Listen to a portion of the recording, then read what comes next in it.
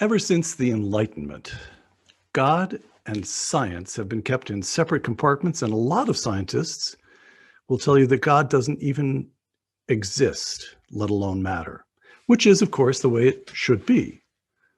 Or is it?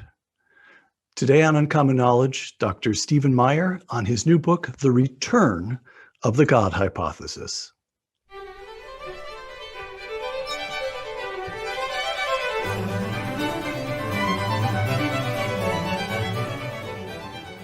Welcome to Uncommon Knowledge. I'm Peter Robinson. A graduate of Whitworth College, the author Stephen Meyer holds a doctorate in the history and philosophy of science from Cambridge. In 2009, Dr. Meyer published Signature in the Cell, DNA and the Evidence for Intelligent Design. Of Signature in the Cell, the philosopher Thomas Nagel of NYU wrote that, quote, anyone who believes God never intervenes in the natural world will be instructed by Meyer's careful presentation of this fiendishly difficult problem, close quote. In 2013, Dr. Meyer published Darwin's Doubt, The Explosive Origin of Animal Life and the Case for Intelligent Design. Of Darwin's Doubt, David Galertner of Yale, one of the founders of the discipline of computer science, wrote, quote, Stephen Meyer's thoughtful and meticulous book convinced me that Darwin has failed, close quote. Dr. Meyer now directs the Center for Science and Culture at the Discovery Institute in Seattle. His newest book, The Return of the God Hypothesis, 3 scientific discoveries that reveal the mind behind the universe. Stephen Meyer, thank you for joining us. Thank you for having me, Peter. Steve, a couple of preliminary questions. What is the God hypothesis? Well, the God hypothesis is the idea that the postulation of the existence of God provides explanatory power with respect to observations we can make about the natural world. And in the book, I argue that that the God hypothesis provides superior explanatory power over and against other competing metaphysical hypotheses or worldviews, whether it be deism or materialism or pantheism or some other things that I consider in the book as well. Another preliminary sort of question here is, biologist Richard Dawkins, quote, the universe we observe has precisely the properties we should expect if there is at bottom no design, no purpose, no evil, no good, nothing but blind, pitiless indifference, close quote. Mistaken, but you can sort of see his point, or demonstrably mistaken? Well, mistaken but beautifully framed. This is, in a sense, the money quotation that I use in the book to frame the argument, because what's implicit in Dawkins's quotation is that a metaphysical hypothesis, what he means by blind, pitiless indifference, is, after all, the philosophy of scientific materialism.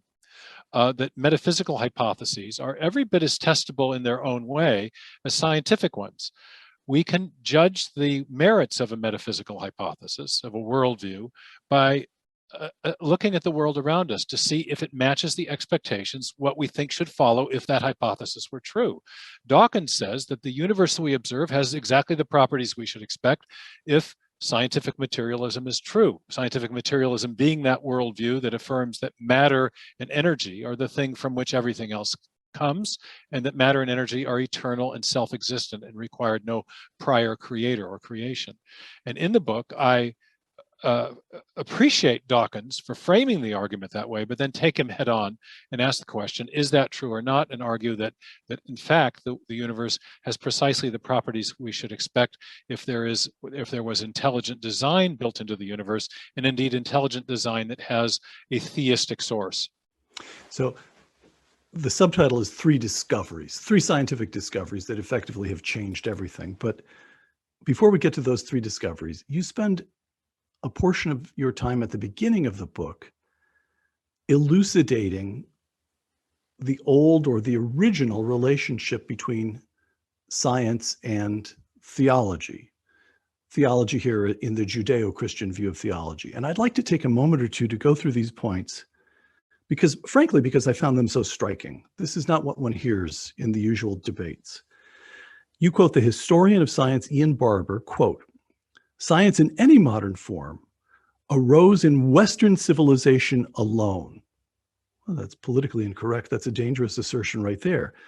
Science in its modern form arose in Western civilization alone among all the cultures of the world because only the Christian West possessed the necessary intellectual presuppositions, close quote. So let's take the first and outrageous suggestion that science arose in the West. What about the advanced aspects of Chinese civilization, mathematics, architecture, and so forth? They had those for at least a few millennia, depending on how you count, before the West did, or the Islamic civilization, which reached a high point in reading and interpreting classical texts, working out mathematics, algebra, all of that, while the West was in its dark ages. What about all that?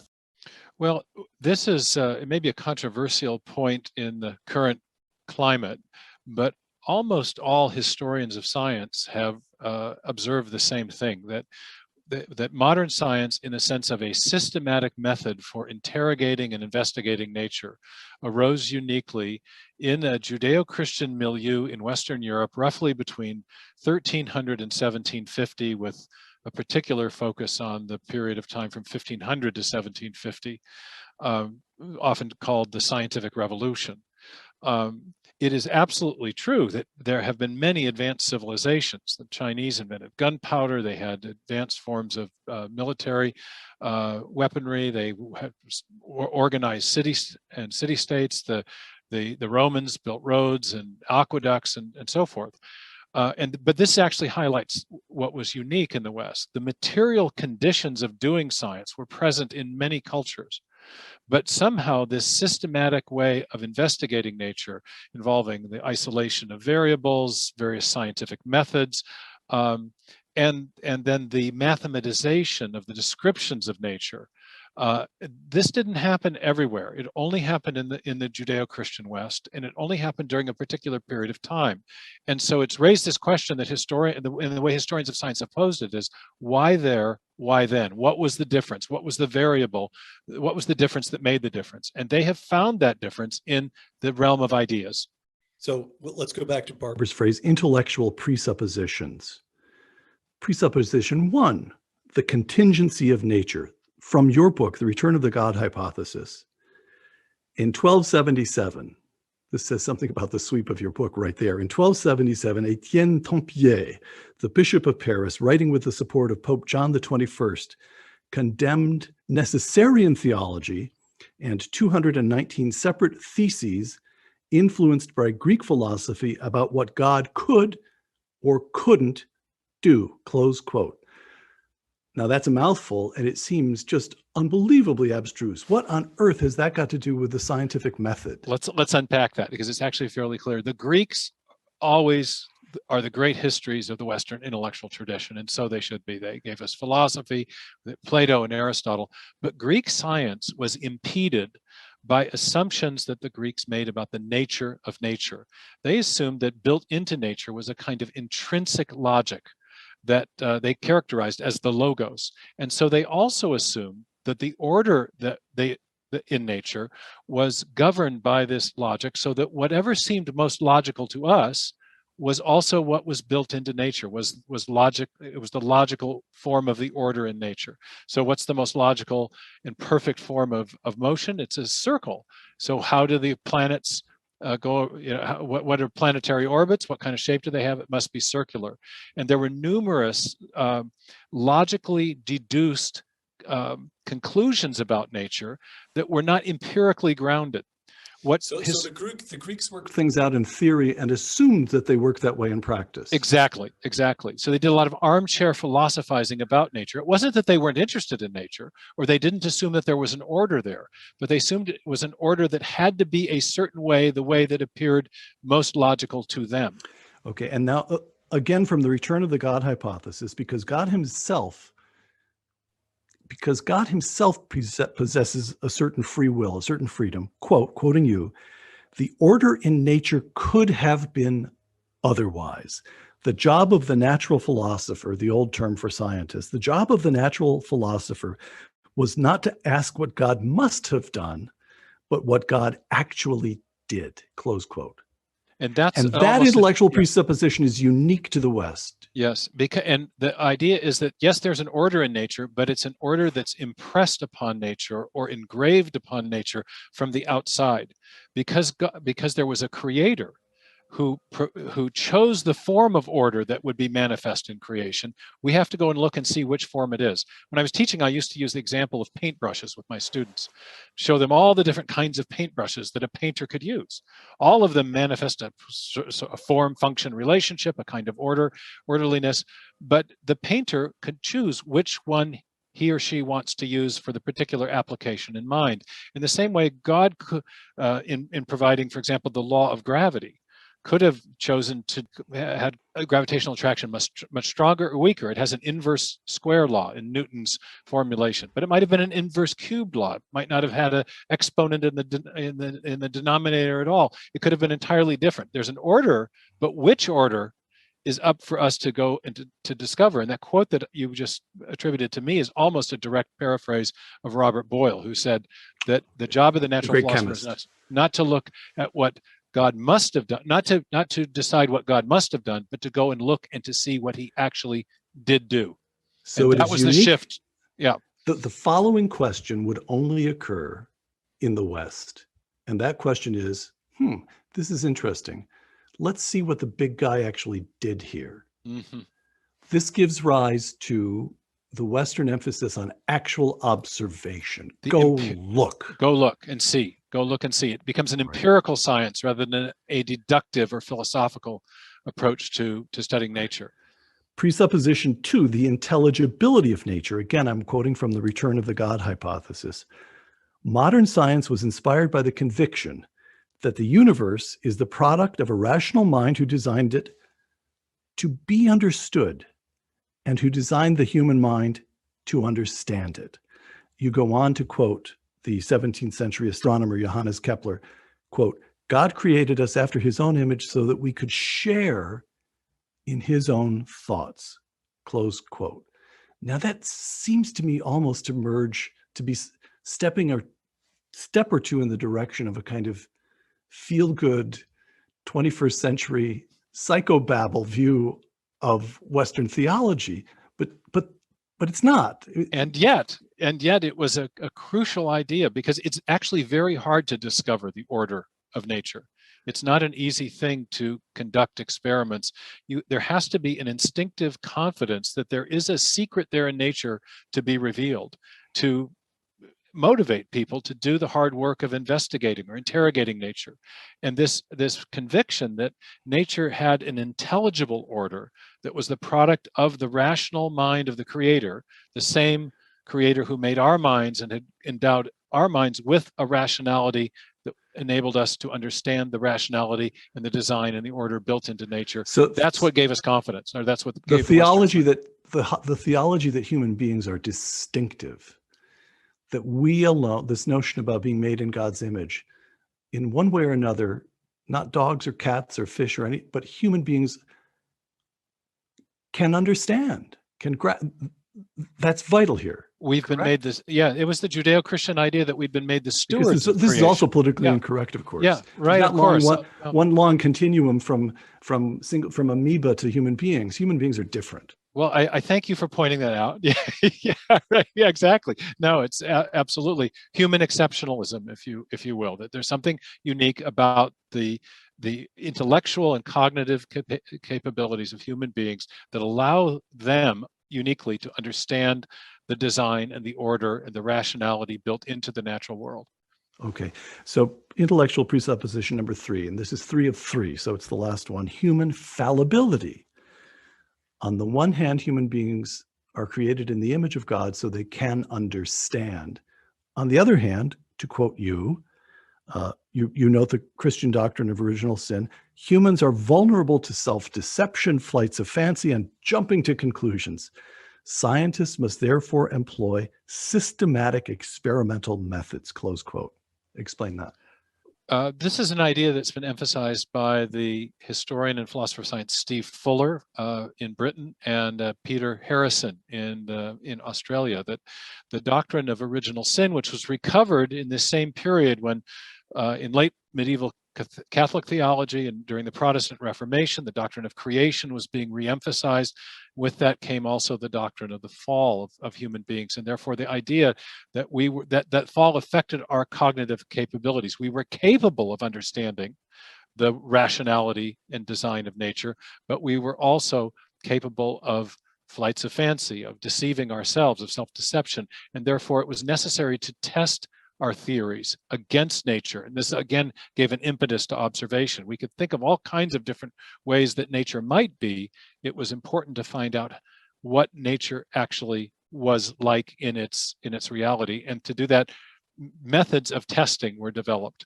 And so when we think of testability as a crucial aspect of scientific investigation, this is part of where it came from.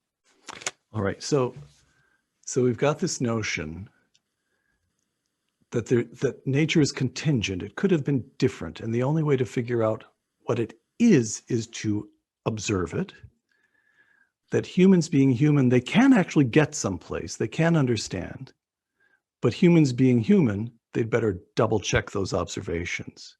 That's why we have peer-reviewed journals, That's roughly right. speaking. Yes, exactly. These are systems of accountability that are built in to check our own capacity for either self-deception or simply missing things.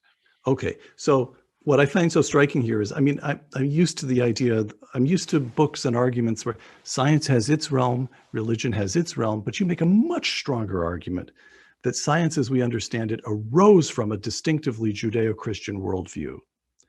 And that, so the next question is, what happened?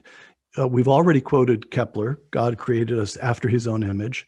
Newton is explicitly and unashamedly, in fact, unselfconsciously a believer. He writes effectively, how did God do this? What was going on here? How do we test this? But he assumes we could argue about exactly what the characteristics of his God are, but there is an omniscient that he assumes, omniscient He makes God. all those same presuppositions that we just discussed, but then he also sees in the scientific realm that he's investigating, in the realm of nature that he's investigating, evidence for design. So in the general scholium to the Principia, the theological epilogue that he writes to his great masterpiece on gravitation, he makes a design argument about the initial condition fine-tuning, the setup job that was required to create stable planetary orbits.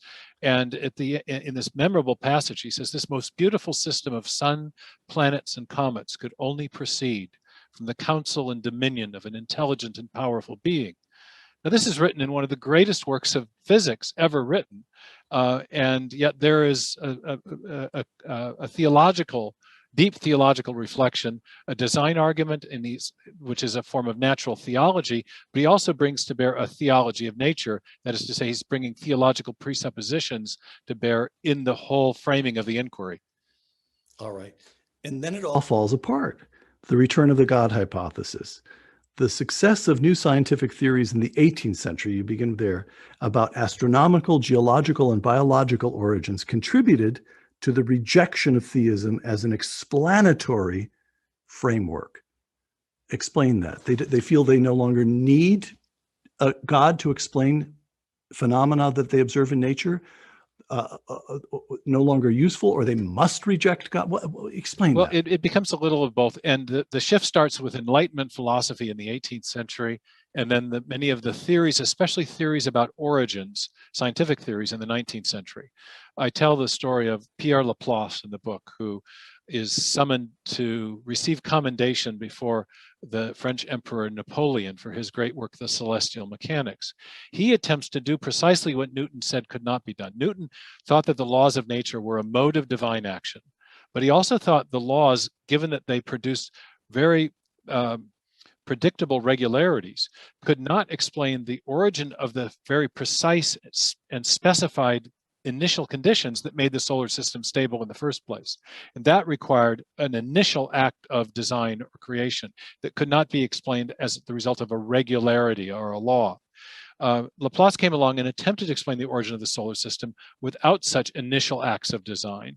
And then there were other theories in geology, and of course in biology with the origin of species and Charles Darwin, and the way his ideas were extended to explain both the origin of human beings in his book Descent of Man, and to explain even the first life by other early evolutionary biologists in the late 19th century. So that by the end of the 19th century, you had this kind of seamless materialistic narrative about where everything had come from the origin of the solar system to the great geological features on Earth to the origin of the first life and subsequent forms of life, without any reference to a designing intelligence or a creator of any kind. And that combination of theories gave rise to a larger kind of worldview known as, to scholars, as scientific materialism. And there were other thinkers in that era, Freud, Marx, Huxley, who contributed to this grand materialistic synthesis by the end of the 19th century. You write, Darwin, Marx, Freud, Huxley, quote, "Science seemed to answer many of the deepest worldview questions that heretofore Judeo-Christian religion had answered. Science no longer needed to invoke a pre-existent mind to explain the evidence of nature," close quote. Okay, so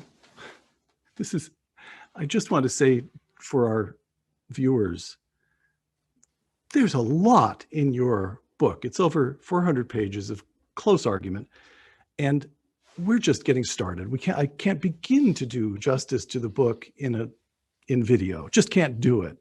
So one of the many pleasures of this book is this historical tour de force. Before you get to the three scientific discoveries, which we will get to in just a moment, you give us about 5 centuries of history of science. All right, which brings us to the present. We've already quoted Richard Dawkins, biologist. Here's David Barash, if I'm pronouncing his name correctly, of the University of Washington. He wrote a piece in the New York Times about the talk he gives to his students each year. Quote, "As evolutionary science has progressed, the available space for religious belief has narrowed," close quote.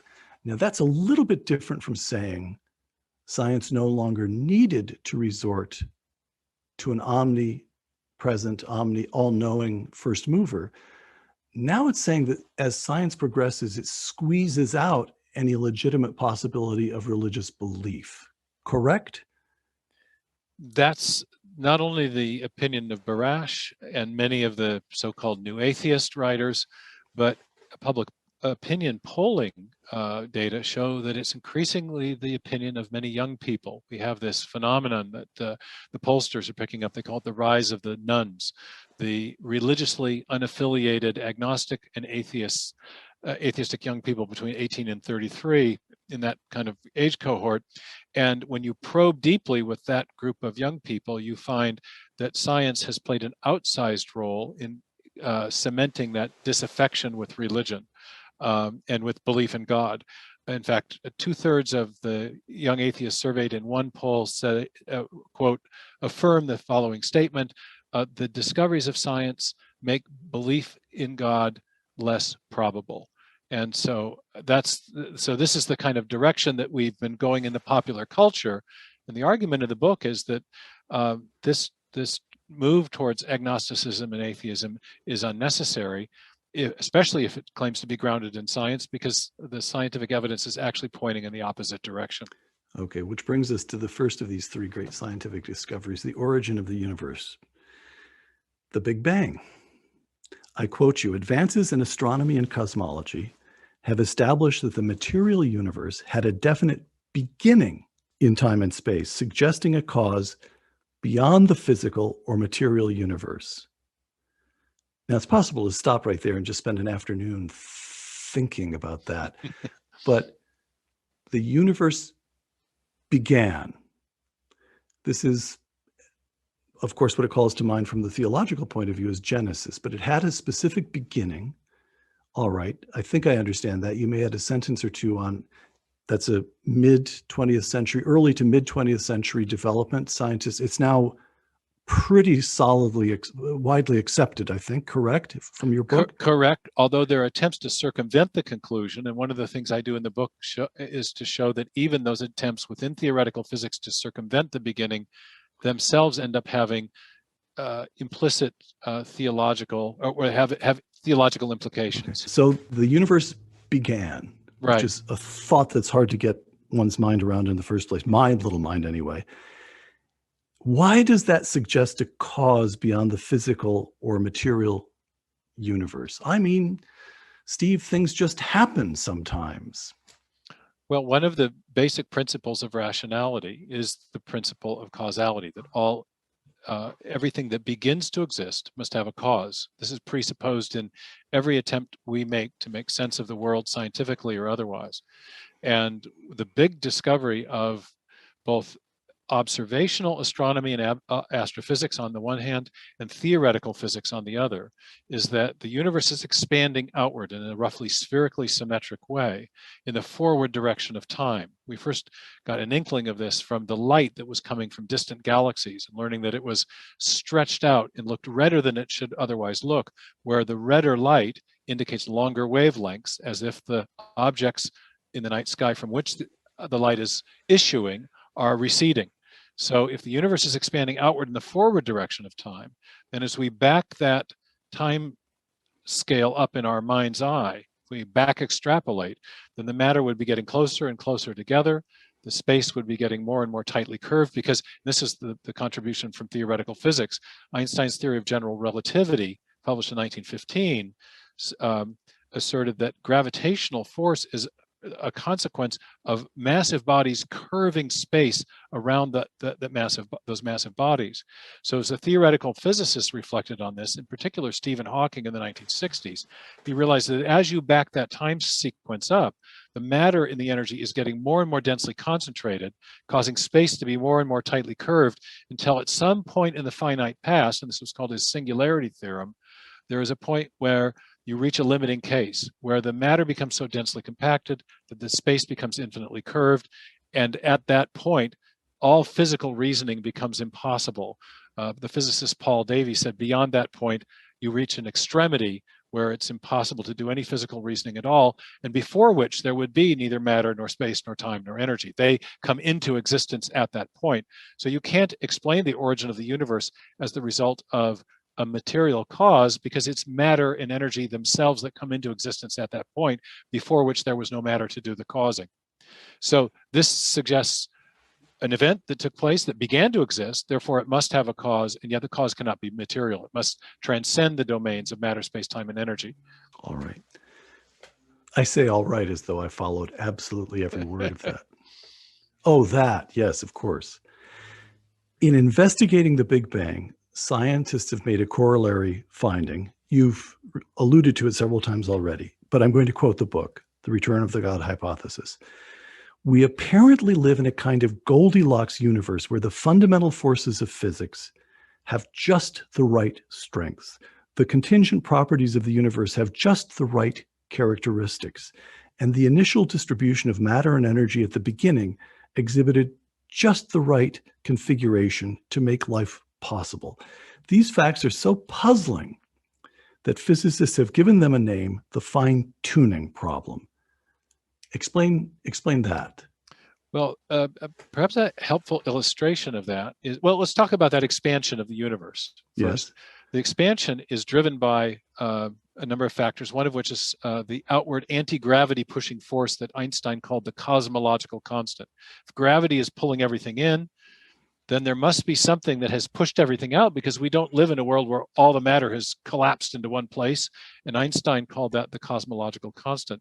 That's just one of many finely tuned parameters. It turns out that for the cosmological constant, for the universe to expand in a way that will be life conducive, the cosmological constant has to be finely tuned to 1 part in 10 to the 90th power is an accepted degree of fine-tuning, accepted by many physicists. There are varying estimates. But to put that number in context, that would be like to get that degree of fine-tuning by chance would be like looking for one elementary particle blindfolded, not just in our universe, but in 10 billion universes our size. It's an exquisite degree of fine-tuning, meaning that things have to be just right within very fine tolerances or limits to get a universe that's going to come out right. But there are dozens of these parameters. If that constant is too small, the universe collapses on It collapses itself. back on itself. I We get a get big that. crunch. If it's a little bit too big, what happens? We get a heat death of the universe where everything dissipates and we don't get stable galaxies or even basic chemistry, in fact. So, right. And there are dozens of such constants. There are dozens of such parameters. Some the initial conditions of matter and energy have to be finely tuned. That's an even more exquisitely finely tuned parameter. But then the fundamental forces of physics, gravitation, electromagnetism, the strong and weak nuclear forces, the masses of the elementary particles have to exist within very particular values. Not too heavy, not too light. So this is where the Goldilocks concept comes from. Each of these things collectively are within very specific tolerances to allow for a life-conducive universe. Right. Now, there's an obvious objection.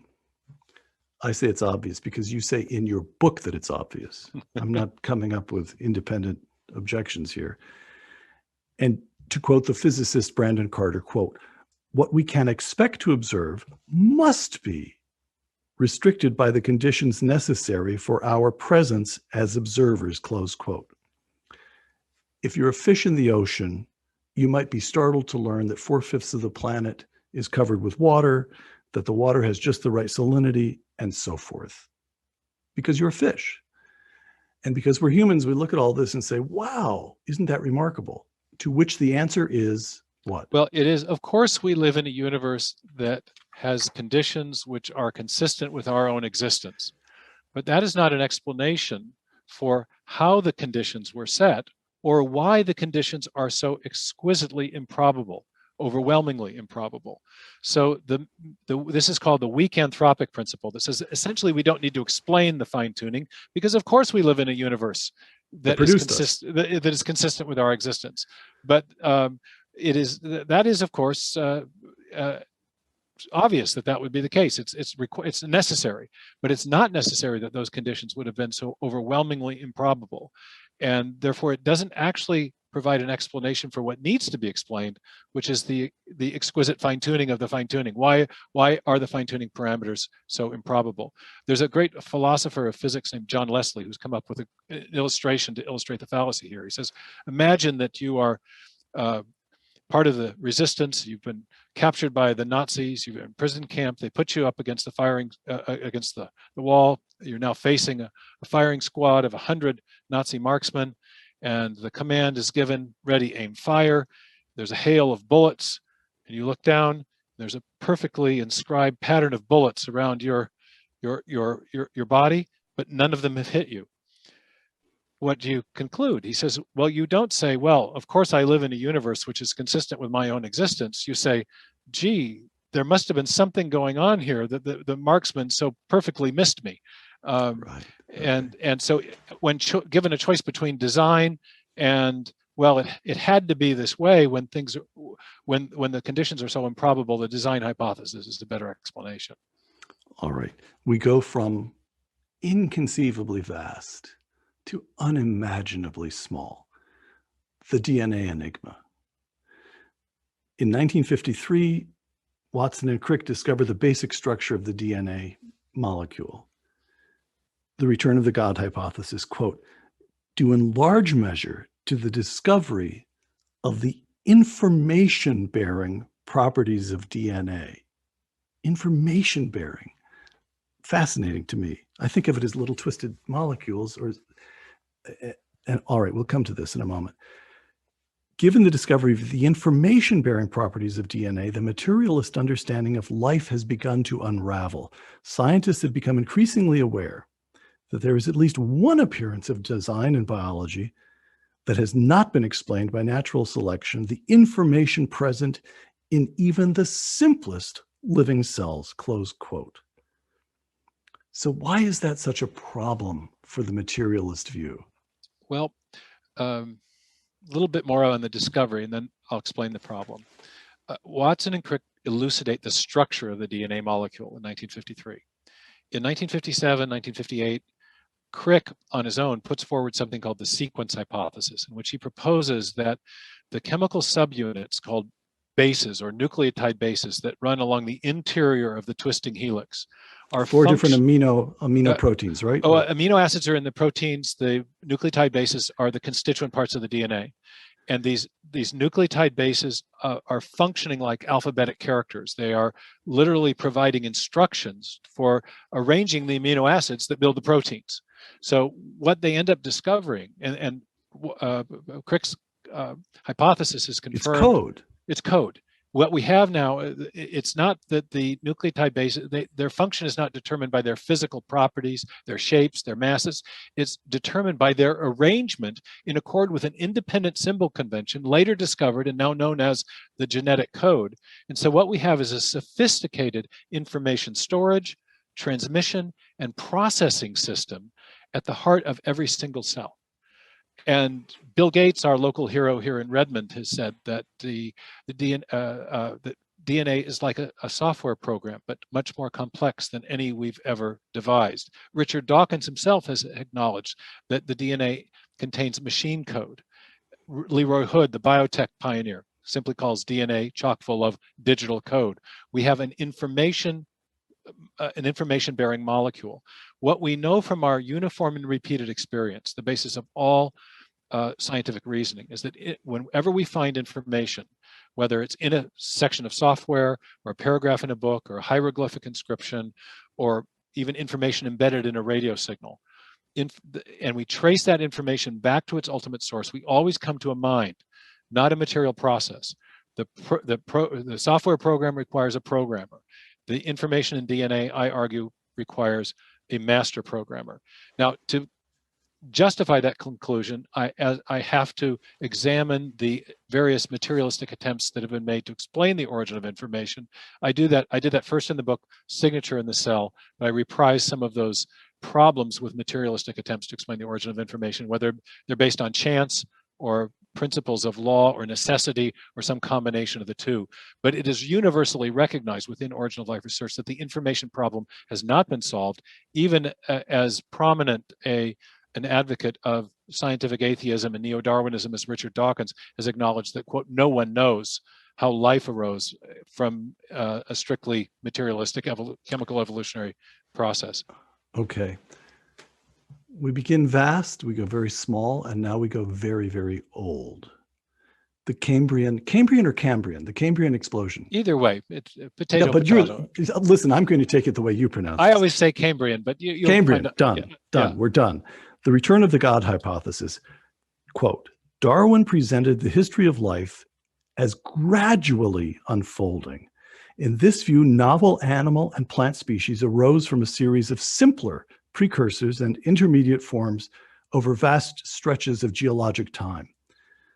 But during the Cambrian explosion, beginning about 530 million years ago, most major animals first appear in the fossil record in a geologically abrupt fashion.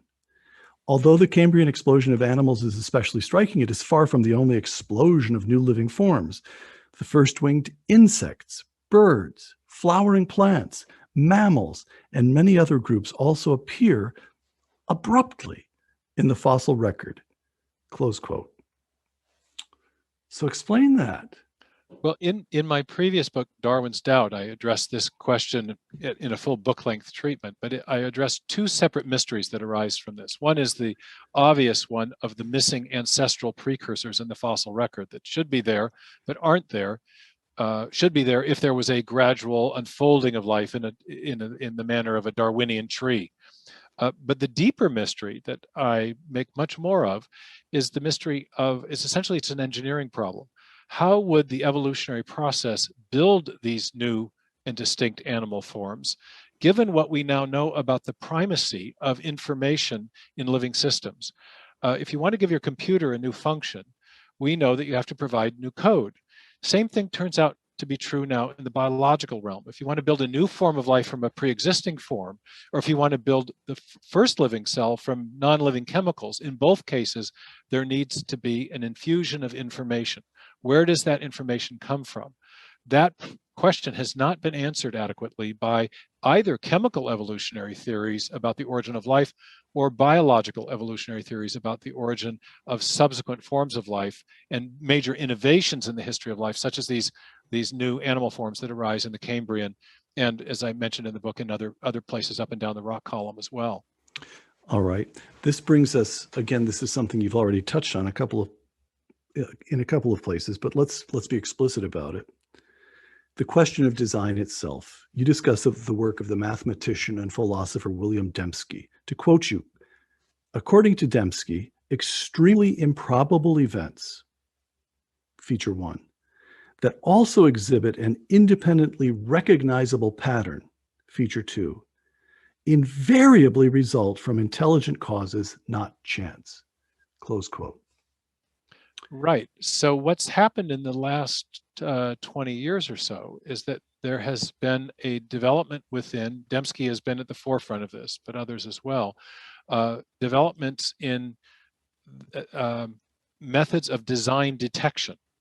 And we all make design inferences all the time. It's very common. If you look at the faces on Mount Rushmore or observe a stop sign, or we recognize intelligent causes in the echo of the effects they leave behind. And what Dembski began to think about very deeply was, well, what are the features of all such objects that are obviously designed? And the answer to that had long been given is, well, they're very improbable. But he showed that there are many improbable things that happen all the time that aren't designed. You can flip a series of coins, or you can flip a coin 100 times, you're going to get an improbable outcome.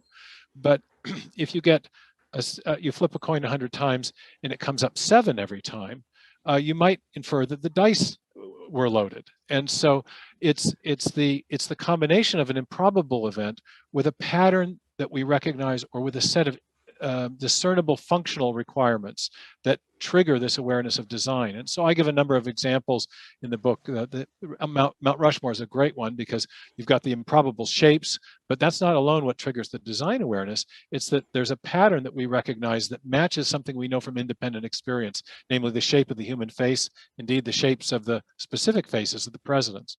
Okay, so to paraphrase that great cosmologist, Bill Clinton, if you see a turtle on a fence post, you know it didn't get there by itself, roughly. Oh, all right. The universe had a beginning and was finely tuned to permit the emergence in a way that permitted the emergence of life. 1. 2, DNA demonstrates that even the tiniest, most rudimentary structures possess astounding complexity. 3, the Cambrian explosion shows that at intervals, new forms of life simply burst into existence. And this suggests or requires, you adjust this, some kind of, I'm trying to avoid using the word God, but this suggests certain properties, omniscience, omnipotence. How do you end up with God? Let's start with designing intelligence, because the first 2 books I wrote were making an argument for intelligent design without attempting to identify the nature of the designer. We know from our uniform and repeated experience that it requires that mind is the only known cause of the generation of large amounts of specified information, especially when we find it in a digital or alphabetic form, as we do in the molecules that make life possible.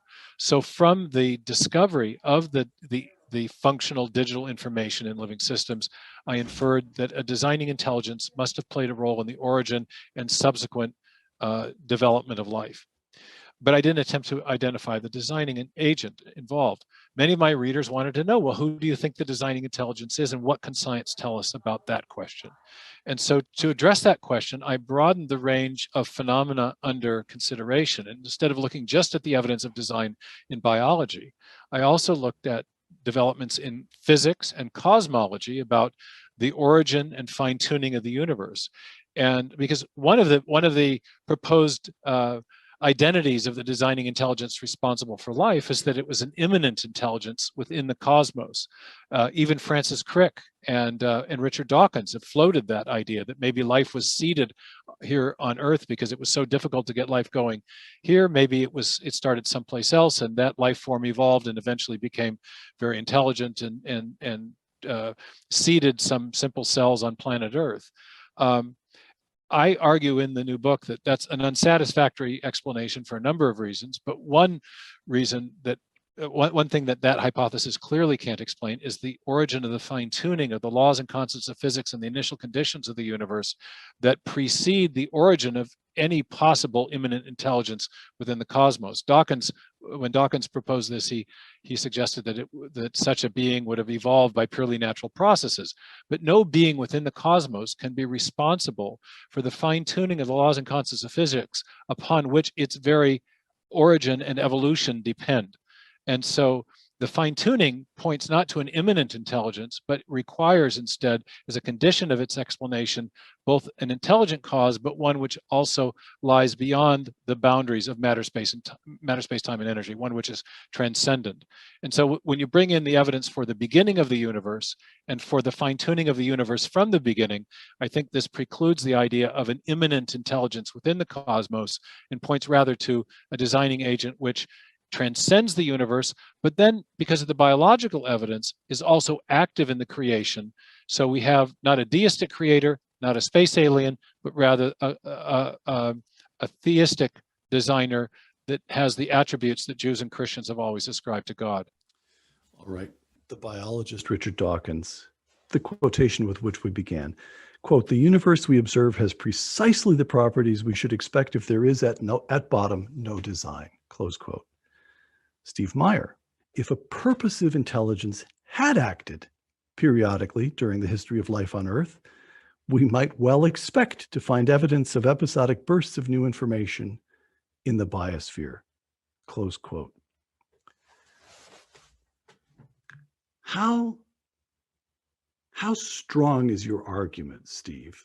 Do you just want to say, look, let's face it, fellas, the Big Bang, the 20th century has brought major, basic, radical discoveries that are consonant with the Judeo-Christian understanding of God, which is in this day and age, that would be a very arresting claim by itself. Or do you want to say these discoveries require a mind? And I'm sorry, Dr. Dawkins, but you just haven't been paying attention. You haven't been keeping up with the developments in the 20th century. The great physicist Arno Penzias, who won a Nobel Prize for discovering the cosmic background radiation in 1965, which was one of the key pieces of evidence that really provided great support for the Big Bang model and sounded the death knell to the competing steady state model, said this. He said that the evidence that we have, and he was speaking of the cosmological evidence in this case, are precisely what I would have predicted had I nothing to go on but the 5 books of Moses, the Psalms, and the Bible as a whole. Now contrast that statement with Dawkins's statement. Now I'm not arguing necessarily for a specifically biblical God, but I am arguing for what you might call basic or classical theism, which would be consistent with a biblical understanding of God. So I'm not merely saying that the evidence is consonant with theism. I'm saying that, nor am I saying that theism is proven by the evidence in a mathematical sense where you would derive certainty. But instead I'm arguing that theism provides a better explanation for these 3 great pieces of evidence that we have about biological, physical, and cosmological origins. And it happens that this standard of evidential support is precisely what can be provided by scientific theories. And scientists are if they're astute philosophically, and most of them are, they know that scientific work does not prove conclusions with absolute certainty. We provide evidence or reasons for believing conclusions, but we don't provide absolute proof because we always have to be open to new evidence coming down the pike. so we've had this kind of false dichotomy in the discussion of the relationship between science and faith since the Middle Ages. In the Middle Ages, there were a lot of people trying to prove God's existence with deductive certainty. When the Enlightenment philosophers came along and poked holes in those proofs and said, no, they don't really work, then people shifted to the other end of the extreme and embraced something called fideism, faith and faith alone, arguing that there's no evidence for faith or no reasons for faith. We just make blind leaps. And what I'm arguing is that there's something in the middle that's still very strong, and that is we may have good reasons to believe in God without being able to achieve that unattainable standard of absolute certain proof. And part of this method of reasoning I use is to evaluate competing hypotheses by reference to their explanatory power. And when we look at these three great discoveries, the universe had a beginning, it's been finely tuned from the beginning, and there have been bursts of information into the biosphere since the beginning. Theism provides a better explanation of that ensemble of key facts about our biological and cosmological origins than do the other main competing worldviews or systems of thought, whether that be deism or pantheism or materialism, or even this more fanciful panspermia idea, the space alien designer concept. So I examine theism and its explanatory power and compare it to that of competing systems and argue that it provides the best explanation, not proof, but the best explanation, the same kind of standard of evidence that we would want to attain for a very good scientific theory. I've been quoting Dawkins. Through this whole discussion, I've been treading water because I'm in the deep end here. But now let me swim over to the shallow end and stand on my own 2 feet and just tell you a story. I'm an English major, but I'm a product of the American educational system, public schools in upstate New York. And here's the story I can tell you. It starts with some sort of primordial chemical soup. How it got there, we don't know, but it's there. And this comes into being in one corner of some vast universe. Again, how it got there, we don't know, but we don't care. And then there's some sort of natural event. I seem to recall being told that it was a lightning strike. The Miller-Urey experiment, yes. And for some reason, there's a lot of ammonia in the atmosphere, but there's the lightning strike. And in this primordial chemical soup, life gets started. And it takes the form of a very simple life form. I seem to remember one teacher saying, just picture a blob of Jell-O. And that's all you need, because the blob of Jell-O subdivides. Now you've got 2 blobs of Jell-O, and there are random mutations, and natural selection acts on those random mutations. And billions of years later, here we are. Now, you may believe in God if you want to, but he just doesn't come into the story.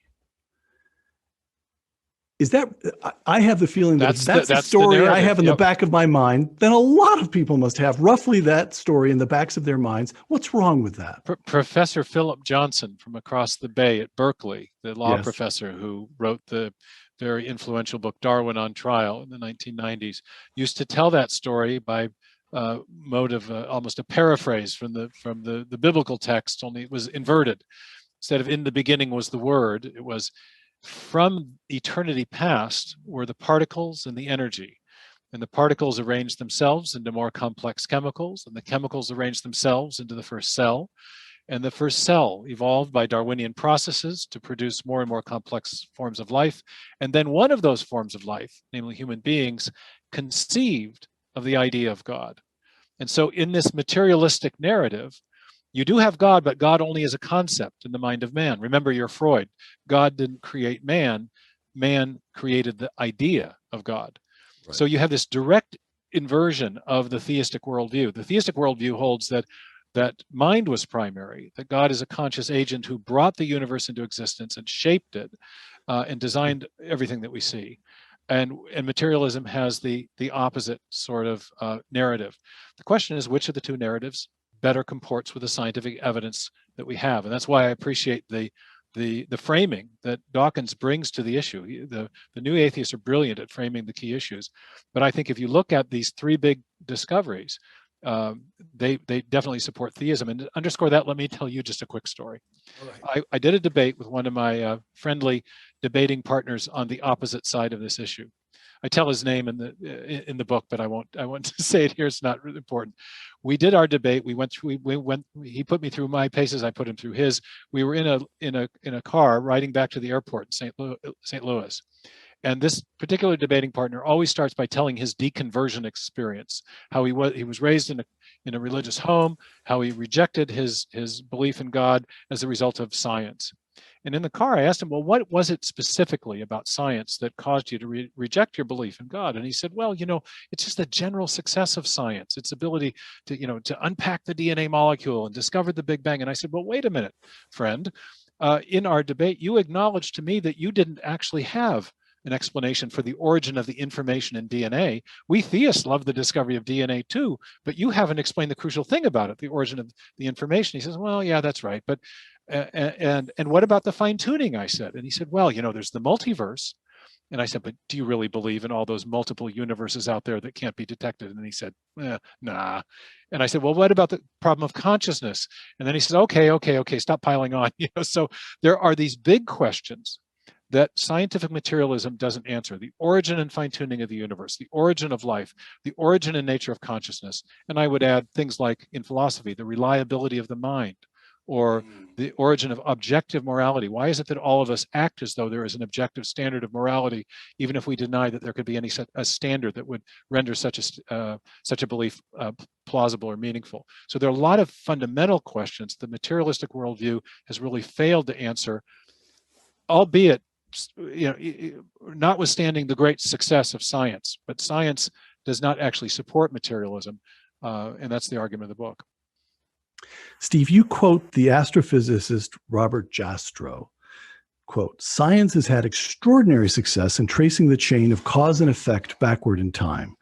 For the scientist who has lived by his faith in the power of reason, the story ends like a bad dream. He has scaled the mountains of ignorance. He is about to conquer the highest peak.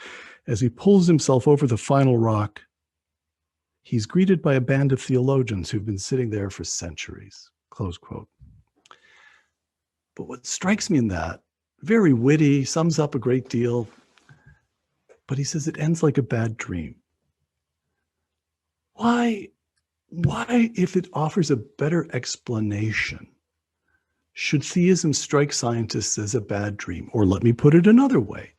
Why does Steve Meyer, who has written now 3 carefully reasoned, thoroughly footnoted works of scholarship, why does Steve Meyer get dismissed as some kind of snake handling yokel? And why? There's something going on here that isn't just searching in an honest, good faith manner for the best arguments, isn't there? This is the shift that we were describing in the beginning of the interview, that this wouldn't have been seen as a bad dream to Newton, Kepler, and Boyle, that science was revealing the reality of God, or was confirming an expectation of a theistic worldview, which is, I think, the gravamen of the Jastrow quote.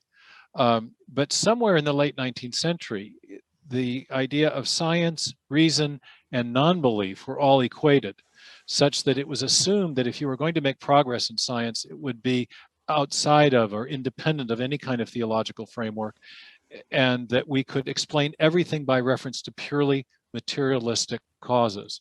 And when we're talking about the origin of matter itself, clearly materialism breaks down at that point as an explanation.